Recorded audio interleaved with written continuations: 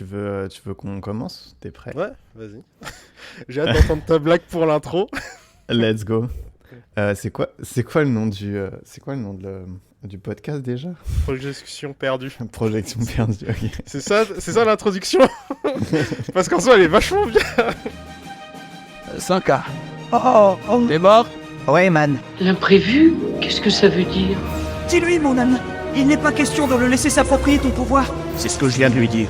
Ok, puisque je vois qu'on peut pas discuter, on va faire un duel. Bonjour à tous et bienvenue donc à tous les perdus pour cet épisode de Projection perdue, le podcast cinéma de la Chimérathèque. Et je suis Louis et je suis avec Damien. Ça va, Damien? Coucou. Non, je t'ai pas dit de dire bonjour, je t'ai demandé si ça allait. Ça va. Hâte de parler cinéma avec toi. Bah cool, alors tant mieux parce qu'on est là pour ça.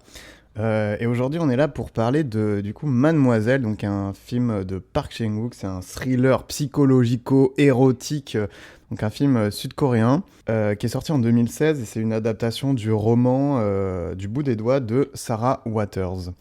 Alors d'emblée, toi, t'as bien aimé Mademoiselle?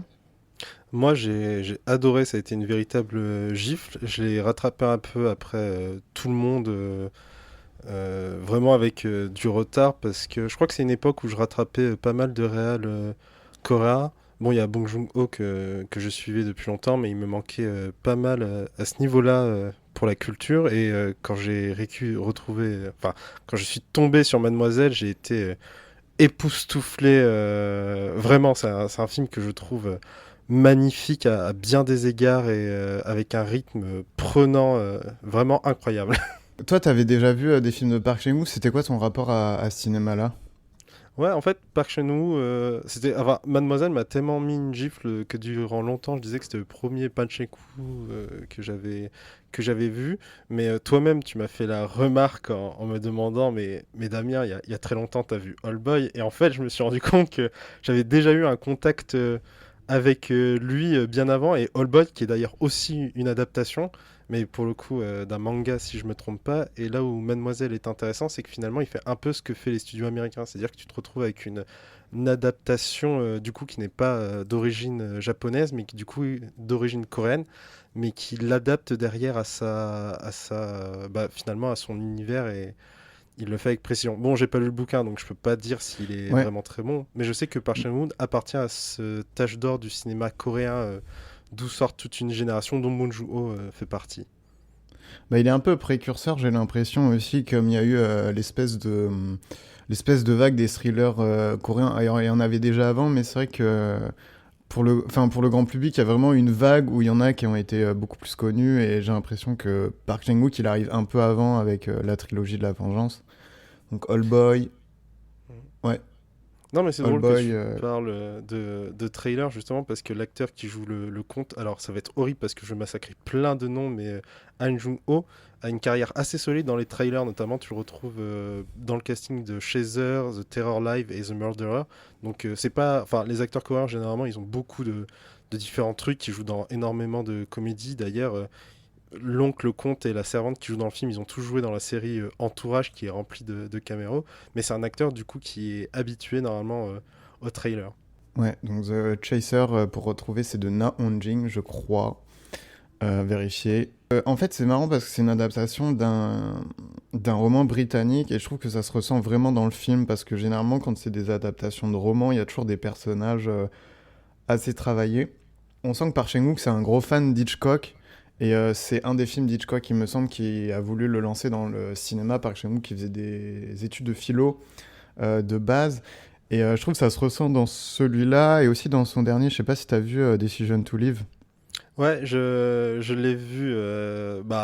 Pour moi, c'est un film qui marque, qui montre sa force en fait, qu'il est capable de faire des trucs beaux et puissants, toujours avec une once de tragique absolument prenant. En fait, je trouve que dans Decision to Live, tu retrouves pas mal d'ingrédients que tu as déjà dans Mademoiselle. Ouais, mais je trouve que en fait, dans Mademoiselle, dans mon souvenir, c'est marrant parce qu'il y avait c'était beaucoup plus, pas dynamique, mais dans mes souvenirs, les plans étaient beaucoup plus en mouvement. Je me souvenais pas qu'il y avait autant de plans fixes et que c'était aussi long. Dans Decision to Live, il est plus sur une caméra portée parfois, etc. J'ai l'impression qu'en termes de forme, il se libère un peu plus, mais en même temps, je trouve que ça va aussi avec Mademoiselle et le propos du film, d'être très dans quelque chose d'érotique en fait, de langoureux, etc.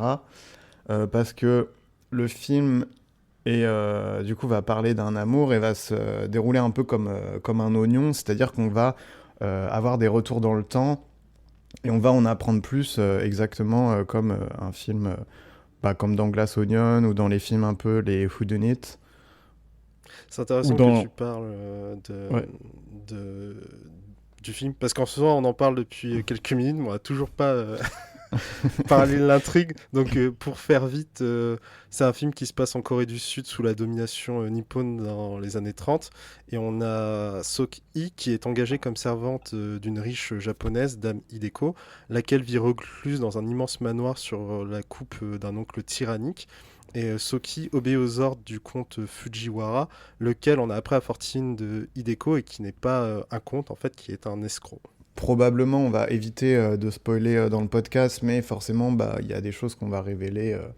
On va quand même se limiter. Donc, si vous voulez vraiment rien savoir du film avant de le voir, vous pouvez le regarder avant d'écouter, bien évidemment.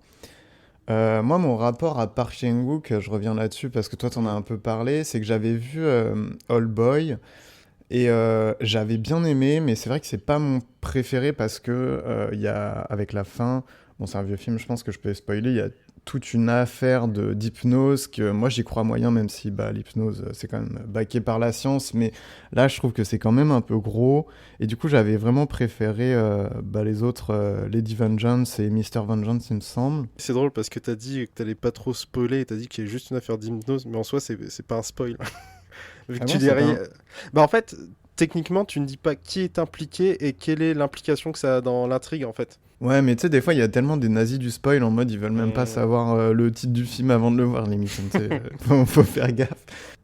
J'avais Vas-y, vu une continue. étude sur ça, sur Le Monde, où, apparemment, il y a d'autres études qui ont été faites et qui vont dans l'autre sens, mais en gros, ils ont montré qu'un spoil n'impacte pas ton appréciation d'un film, en fait. Et en fait, c'est un des premiers films, je crois, où Park Chan-wook n'est pas tout seul au scénario. Et je trouve ça pas mal, en fait, parce que j'ai l'impression que... En fait, comme c'est un grand formaliste, j'ai l'impression qu'il va pas trop se centrer sur ce scénario. Et au final, Mademoiselle, c'est quand même le scénario est quand même hyper important. Et donc, je trouve ça pas mal...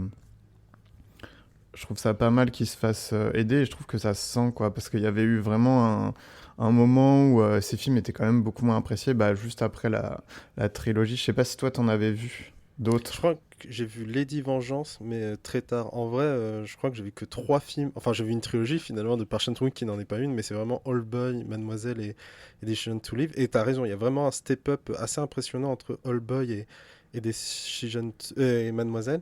Et je reviens sur un truc que tu parlais et qu'on a mis un peu de côté lorsque j'ai évoqué le résumé du film, c'est que c'est un film qui est extrêmement sensuel. Ce que tu as défini très bien en disant que c'est un thriller érotique. C'est un film, surtout dans sa première partie, je le trouve très sensuel, voire un peu voyeuriste. Et en fait, c'est un film qui est découpé en 2 ou 3 parties. Je crois que 3. Et en fait, non, en 2. Et en fait, la sensualité marche beaucoup dans le contexte du premier film parce qu'elle séduit autant le spectateur que les personnages qui entourent Dame Hideko et qui a une naïveté, en tout cas au début, assez incroyable. Mais d'ailleurs, toi, tu m'as dit que tu avais vu la version courte, enfin Oui. la version de 2h20. Oui, parce que du coup, je ne savais pas qu'il... Enfin, si, j'ai vu qu'il existait une extended cut après coup, mais les 2 fois où j'ai vu le film, 2 ou 3 fois où j'ai vu le film, c'était toujours sur la version courte. Alors, c'est une version courte, mais courte, c'est vite dit, parce que le film, il fait quand même 2h25 de base, qu'on voit pas du tout passer, mais voilà, Ouais, ça version reste long, quoi. courte, c'est quand même un long film. Parce que dans la version longue, ça doit faire un peu 2h40. Et en fait, j'ai regardé du coup les différences. Et en gros, c'est beaucoup plus érotique apparemment dans les 2h40. Et il y a plus de nudité, etc. Et je pense que j'ai moins aimé la version longue parce qu'elle est vraiment une balance équilibrée entre le thriller et le côté un peu de leur relation. Et je trouve qu'en fait, il n'y a pas besoin de montrer plus que ça. Parce qu'au final, c'est quand même pas très graphique dans la relation, quoi. On n'est pas du tout dans quelque chose où tu vois les personnages baiser pendant super longtemps. Parce que t'as vraiment deux, trois plans, mais au final, ça reste dans le côté caché. Et je trouve ça vraiment bien. Ouais, c'est pour ça que je parle de film. C'est pour ça que j'utilise le terme plutôt sensuel que érotique, parce que c'est vraiment un film qui est doux et qui montre des plans avec une certaine douceur qui pousse vers un empirisme. On a envie de toucher. Et de toute façon, c'est un film qui est incroyablement beau, que ce soit par l'image ou par sa narration. C'est vraiment un film que je trouve très cool. Et en plus, c'est drôle parce que quand tu commences le film, le premier truc qui est posé, c'est le contexte politique, c'est l'occupation. Et en fait, tu te dis, ok, on va avoir un enjeu politique à l'intérieur du film. Et quand je dis politique, c'est pas un discours sur une prise de position, c'est politique, affrontement entre nations, tout ça, tout ça. C'est un truc qui est rapidement mis de côté. Et au final, on se concentre avec deux personnages féminins qui vont gagner au fur et à mesure en importance. Et en fait, ce que j'aime bien avec ce film, c'est qu'au final, c'est un film qui montre la naissance d'une c'est un film qui montre la naissance d'une sororité et qui, en parallèle, met ça face à une destruction du patriarcat. C'est un film qui a choisi de parler d'amour, mais l'amour avec un grand A, pas seulement l'amour dans la relation amoureuse, mais l'amour aussi dans l'amitié. Et c'est un film qui, du coup, au fur et à mesure qu'il avance, s'accompagne d'un vrai renversement du pouvoir. Au final, on a Dame Hideko qui est pris un peu prisonnière entre son oncle qui l'utilise pour son profit et le comte qui le veut également pour son profit, et sa servante avec qui elle va lier une relation très très forte, et eux deux vont finalement un peu se retrouver face à ce monde patriarcal. C'est un film qui s'y prend très très bien parce que il est découpé en plusieurs parties et la toute première partie montre bien finalement cette domination avant le renversement. Ouais, mais même la domination, elle est vue. T'as un flashback. En fait, c'est intéressant parce que il va y avoir un twist à un moment, et dans la deuxième partie, donc c'est un flashback, et en fait, plutôt que de nous montrer, dire ah bah voilà ce que vous avez pas vu, ça va refaire tout l'historique de Dame Hideko, donc qui est la nièce comment il s'appelle? L'oncle Kuzuki. Voilà, c'est ça. En gros, dans le flashback, il te remontre toute sa vie jusqu'à son enfance. Et donc, c'est pas vraiment un flashback qui va nous montrer, ok, regardez ce que vous avez pas vu. C'est plus un flashback qui va dire, bon bah voilà, vous avez vu le point de vue de ce personnage-là. Maintenant, on va vous montrer un autre point de vue. Et donc, tu vas découvrir des choses sur l'intrigue. Et ce qui est drôle, c'est qu'il arrive à te manipuler, mais plusieurs fois d'affilée. En fait, il va dire, regarde, je te montre ça. Et il fait, ah, en fait, ce que t'as cru que je t'ai pas montré, c'était ça. Du coup, tu te mets à être sur tes gardes et à dire, non, mais je vais être. Maintenant, je vais faire attention à tout. Je sais que tu m'auras pas. Et il arrive quand même à te manipuler. Et donc, il y a un truc qui est très cinématographique avec le jeu du montage, quoi. Parce que le cinéma, c'est ça, c'est qu'est-ce qu'on te montre et qu'est-ce qu'on te montre pas.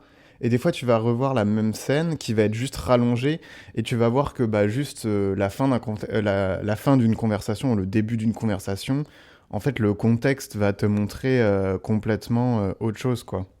C'est drôle que tu parles du montage parce que c'est aussi un point qui m'a marqué quand je l'ai revu, c'est la façon dont il joue avec le montage, que ce soit au niveau de l'intrigue, qu'il met en avant un personnage puis un autre. D'ailleurs, le mademoiselle du titre envoie de base à Dame Hideko qui se fait appeler ainsi, mais tu peux aussi considérer que mademoiselle renvoie à la servante qui est aussi au moment de l'histoire une mademoiselle. Et du coup, le titre est singulier, et quand tu commences, tu penses savoir sur qui il porte, et t'as un flou qui se met. Et si je reviens sur le montage, t'as aussi une scène que j'aime beaucoup, qui est la superposition d'un son d'une scène avec le début d'une autre scène. Par exemple, tu as un moment où tu as une scène de sexe qui est montrée, et en fait, le son du sexe se décale sur l'autre scène qui est une séance de dessin. Et c'est un truc ultra intéressant. Dans la scène en particulier, ça montre que la relation perdure en dépit des faux semblants qui commencent à être mis en place, mais c'est quelque chose que tu retrouves beaucoup au cours du film. C'est un truc qu'il aime bien faire, et c'est, je crois, je l'ai vu que dans ce film-là, ce montage-là qu'il faisait. Je sais pas si toi, on avait parlé vite fait de la série Lupin. qui sort en ce moment sur Netflix. Il y a eu la saison 3. Et je trouve Celle qu'il de y a... Le Terrier de Omar Sy. Ouais, avec Omar Sy, du coup, c'est inspiré, qui s'inspire des aventures de Lupin, etc. Et je trouve ça s'inscrit un peu dans ce truc d'arnaque, où il y a le montage qui va être important parce qu'on va te cacher et te dévoiler des choses. Et je trouve que là, par exemple, Lupin, c'est ultra mal fait parce que t'as déjà compris ce qui s'est passé et ils vont te faire un retour dans le temps en mode 2 semaines plus tôt, voilà, et tout. Et ils vont te le montrer exactement la même chose avec des inserts bien évidents. Mais sauf que t'as déjà compris, et donc en fait, t'as l'impression que ça perd son temps à t'expliquer quelque chose que t'as pas... comment? Qu'il pense que Que tu t'as n'as pas pas... compris.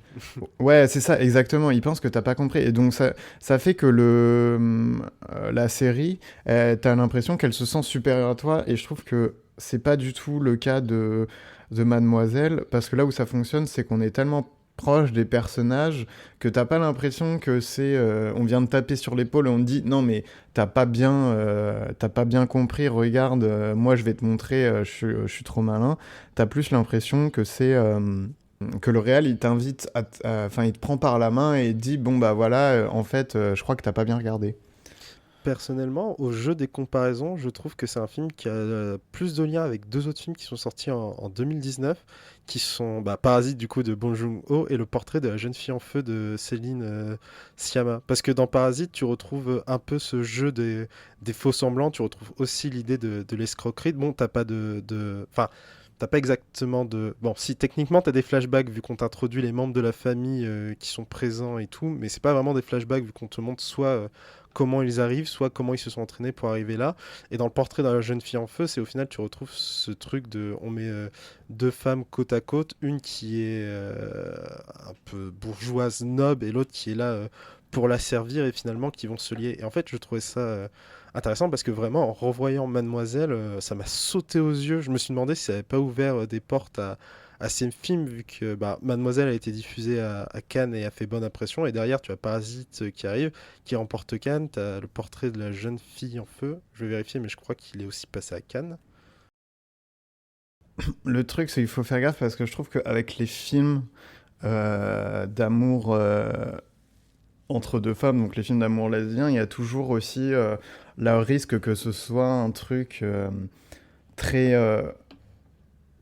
très masculin, d'homme pour les hommes, et un peu ce fantasme. Le truc, c'est qu'il faut faire gaffe parce que je trouve qu'avec les films d'amour entre deux femmes, donc les films d'amour lesbien, il y a toujours aussi le risque que ce soit un truc très... très masculin, d'homme pour les hommes, et un peu ce fantasme-là, quoi. Et je trouve que le film tombe pas du tout dans le voyeurisme. Alors je confirme, il était bien à Cannes. C'est pas du voyeurisme dans le sens où on va t'exposer une scène de sexe mis en avant ni mise en scène par des hommes dans le reflet d'un fantasme, mais ce sont des liens, c'est ce que je disais, ce sont l'idée d'un amour, d'une sororité en fait qui se retrouve enfin sororité ou amour, qui se retrouvent unis face à un monde qui leur dit qu'elles sont censées suivre une certaine règle et aisance. Et ce sont deux films qui sont très proches, mais qui sont totalement différents. Mais je pense que Mademoiselle, par son montage, sa mise en scène, a eu un impact, comme beaucoup de grands films, qui est d'inspirer les gens indirectement. Et je pense pas que quelqu'un a vu Mademoiselle et s'est dit « Oh tiens, je vais faire tel film derrière ». Il s'est juste dit « Waouh, c'était vachement bien ce que j'ai vu, je me demande si je suis... capable de faire un film bon, tout aussi bon. » En fait, c'est qu'il arrive à jouer sur plusieurs tons en même temps, tout en ayant une photo qui est c'est quand même hyper beau. Et en parlant d'aspiration, ça me fait penser, je sais pas si tu vois quel film c'est, La Servante.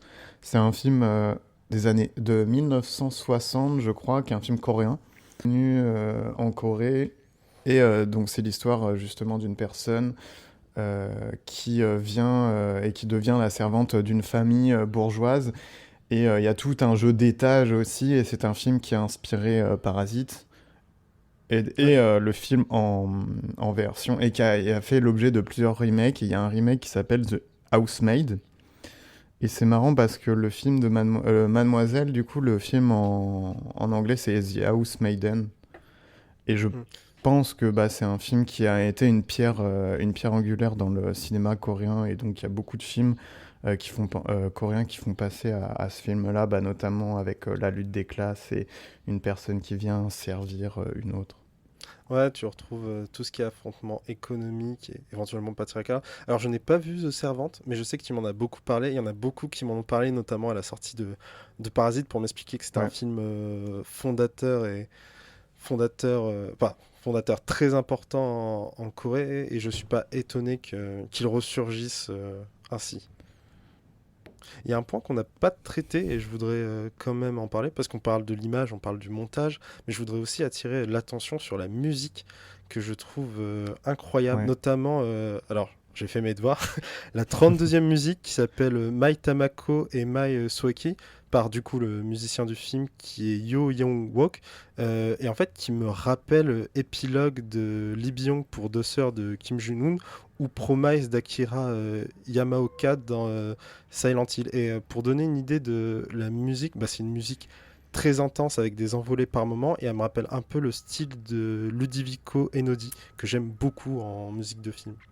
Non, moi, j'aime pas beaucoup, mais j'ai bien aimé la musique de Mademoiselle. Et d'ailleurs, il y a un truc que j'ai bien aimé dans la musique, c'est qu'en revoyant, quand j'ai revu le film, je me suis dit, mais il n'y a pas tant de musique que ça, en vrai, c'est bien.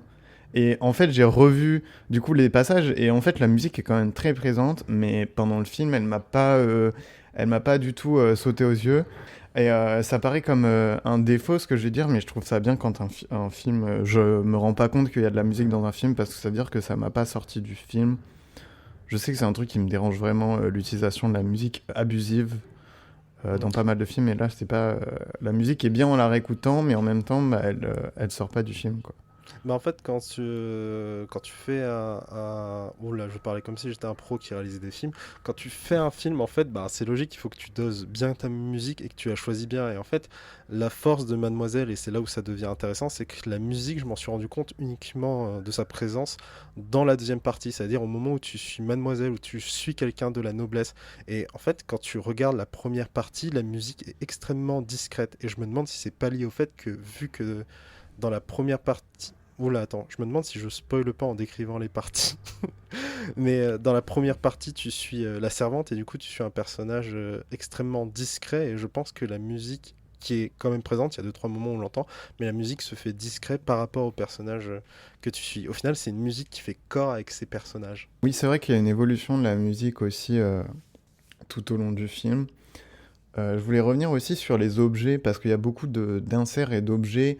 Donc il y a un truc très maniéré, un peu bah, comme Hitchcock en fait, dans pas mal de films où il y a comme des MacGuffin, où il y a une importance aux détails, etc. Ou comme dans n'importe quel film d'enquête. Je pense bah, notamment aux cigarettes, à l'insert sur des tableaux, etc. Où on va revoir des objets qui vont prendre une signification tout au long du film, ou notamment aussi les livres que l'oncle, donc tortionnaire vend. On va apprendre un peu plus sur ces livres sans en dire plus, mais ils ont une particularité, ces livres, en fait.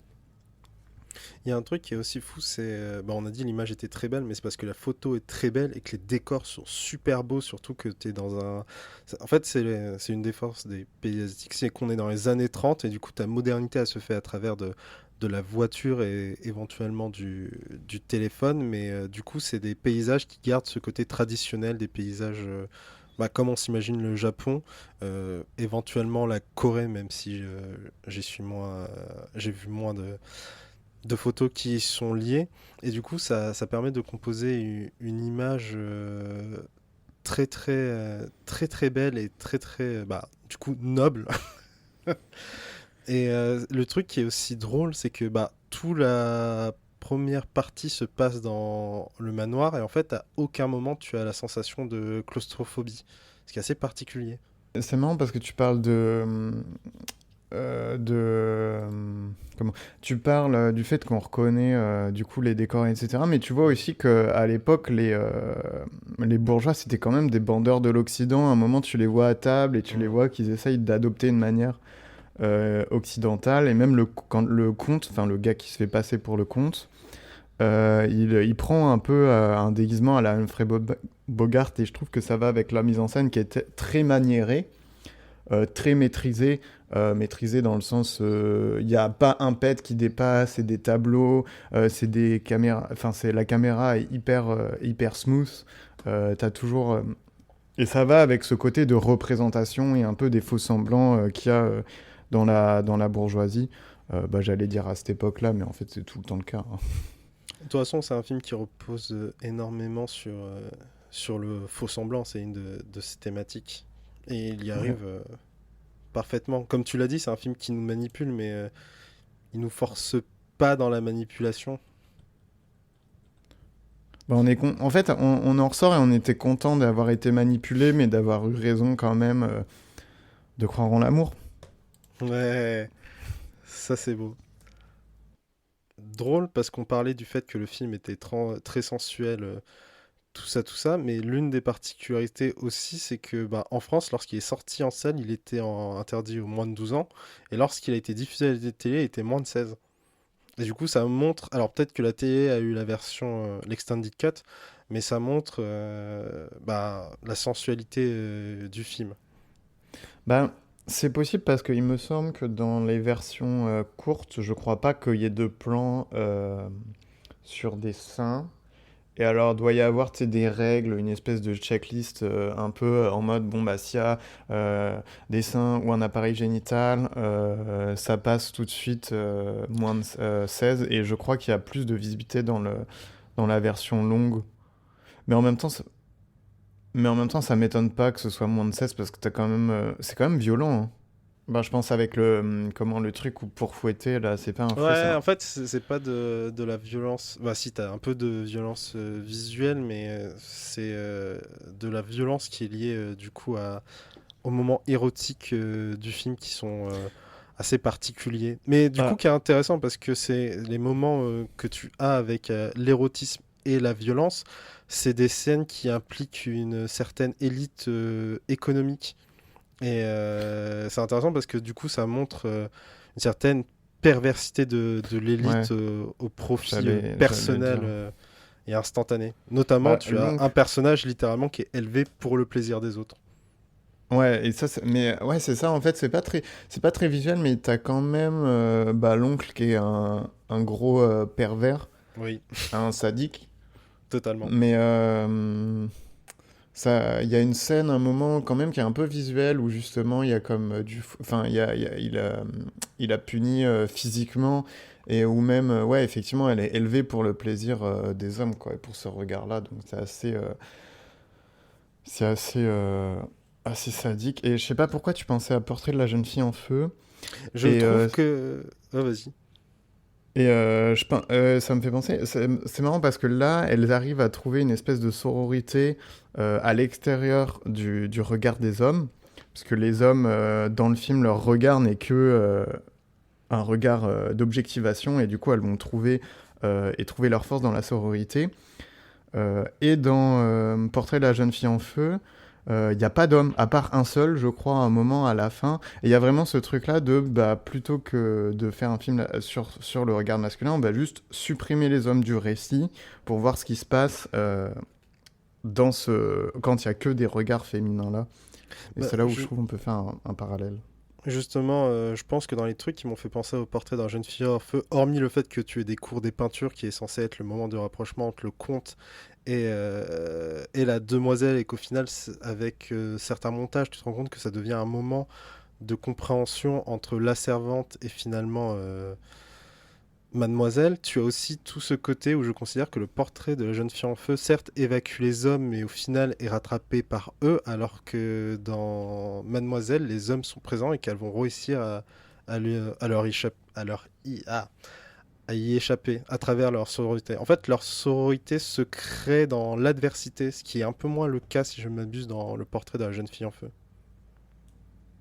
Mais c'est des films qui, pour moi, je sais pas, ont un écho. Je pense que Mademoiselle a apporté quelque chose. Je pourrais pas te dire quoi précisément, mais je trouve que quand tu remates Mademoiselle, il y a vraiment des éléments de Parasite et de la portrait de la jeune fille en feu qui en ressortent pas vu qu'il a été fait avant, mais qui, je pense, a peut-être servi d'inspiration. Dans la portrait de la jeune fille en feu ou dans Ouais, Mademoiselle. et puis ça reste le truc de le truc un peu classique des bourgeois, et du coup c'est beau, c'est des beaux plans, c'est très... Bah dans les deux en fait, dans les deux c'est très maniéré.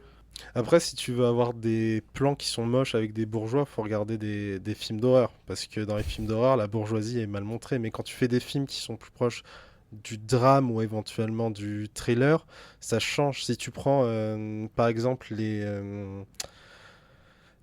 la trilogie Millennium ou juste un film Millennium, tu as affaire à des nobles, des gros bourgeois des pays des Nord, et c'est montré aussi de manière maniérée jusqu'à ce que l'horreur en surgit. Je pense que ce qui joue dans Mademoiselle et dans Parasite, quand tu parles de bourgeois ou de classe supérieure, c'est vraiment qu'ils habitent dans des espaces qui ne sont en soi pas sales, qui sont des espaces qui reflètent une certaine fortune sans être ostentatoire. Par exemple, si tu prends Mademoiselle, tu as plein d'objets coûteux, ce qu'elle porte, le manoir en soi, les livres. Mais des livres, les couvertures, ils ne montrent pas cette richesse. Les vêtements, ils sont très beaux et colorés, et c'est la seule que tu vois avec. Donc, c'est à travers la couleur que tu montres la richesse. Et le manoir, c'est un peu à la Citizen Kane, c'est-à-dire que c'est par sa taille qui te montre la richesse. Mais c'est pas genre un objet en or qui va te sauter au visage. Ouais, J'avais c'est une vrai. fin à ce dialogue, mais je sais pas où je pars. Mais du coup, oui, si tu disais que c'était léché et tout. Et du coup, ouais, c'est une richesse discrète, mais présente, comme Mademoiselle. Ouais, mais tu Bah le vois, c'est... Mais c'est quand même ostentatoire. Et je trouve ça toujours un peu paradoxal, ce truc de, on va écrire quelque chose pour critiquer un peu la lutte des classes, et on va mettre Mhm. deux personnages, comme dans Parasite, Mhm. avec un personnage comment, de prolétaire qui va s'introduire chez des bourgeois, mais au final, les films, ils sont quand même bandeurs de cette esthétique-là.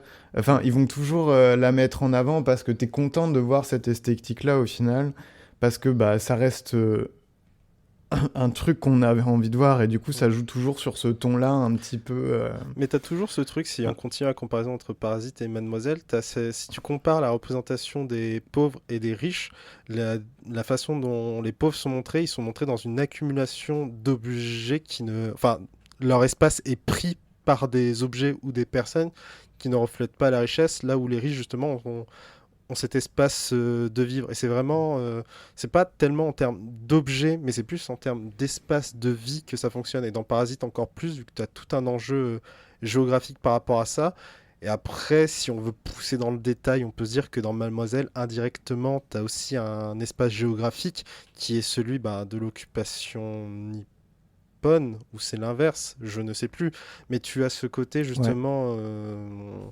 deux nations, deux espaces géographiques. C'est vraiment des...